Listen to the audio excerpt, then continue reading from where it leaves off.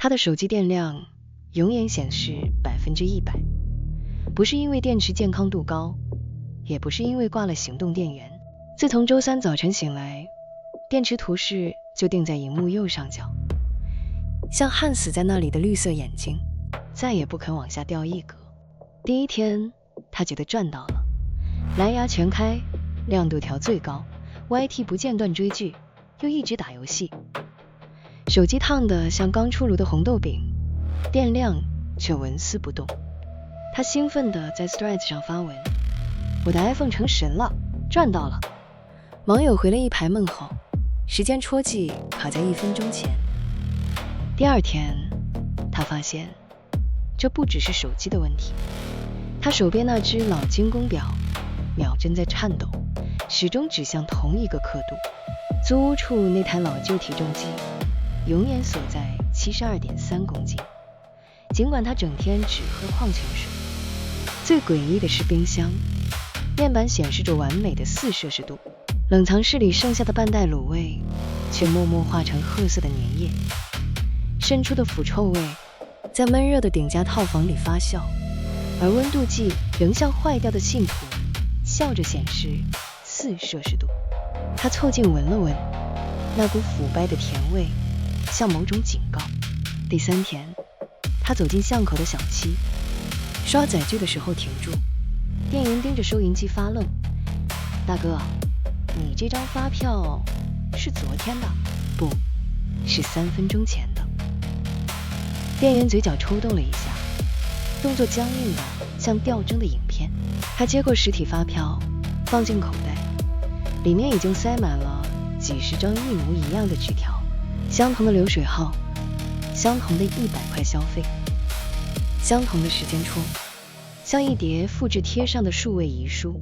那晚他梦见自己站在全白的机房，无数荧幕映着他的脸，右上角都亮着那抹满格惊悚的绿。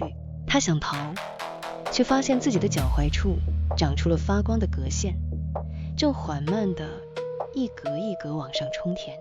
第7天他决定消灭这份完美。他把手机放进微波炉，没按下启动，只是关上门。透过金属网格，他看见荧幕在幽闭的空间里亮着，电量图示像绿色的孤月，静静照着微波炉里的残渣。他盯着那颗月亮，忽然想起很久以前的事。那时他在台北街头迷路，手机没电，那是他第一次感受到没有导航的恐慌。一个骑着生锈踏车的阿妈停下来，从菜篮翻出一张揉旧的纸，上面是孙子画的地图，线条歪斜，带着原子笔的油墨味。阿嬷不会用 Google Maps， 只认得地图上的歪斜箭头。他跟着那张纸走了10多分钟，竟然真的找到路。到现在他看留着那张纸，夹在早就没再看的原文书里。他伸手想拉开微波炉，指尖触碰金属把手的瞬间，一阵尖锐的酥麻感窜过脊髓。那不是高温，而是某种更深层的被电压穿透骨头的颤抖。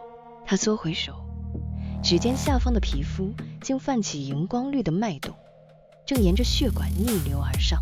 荧幕闪烁了一下，没有铃声，数字终于动了，99、98、97。掉电的速度极慢，每一格消失的声音沉重如午后雷阵雨打在铁皮屋顶上。他松了一口气，门开了，手机冷得像一块死掉的石头。他疯狂按压电源键，荧幕亮起，却不是 iOS 的白苹果，而是那张手绘地图的照片。下方跳出一行系统通知：找到你要去的地方了吗？他抬头看向玻璃门，倒影中的自己脸颊皮肤下赫然亮着100%的标志。他想伸手去擦，手指却直接穿透了血肉，像穿过一层全息投影。口袋里的发票沙沙作响，自动吐出新的一张。窗外台北的天色陷入一种虚假的黄昏感，像是荧幕背光自动调低了亮度。在意识彻底格式化之前，他看见视线的右上角闪动了一下，正在充电中，箭头是绿色的，永远在转，永远充不满。他忽然想起，自己好像从来没有走出过这个厨房。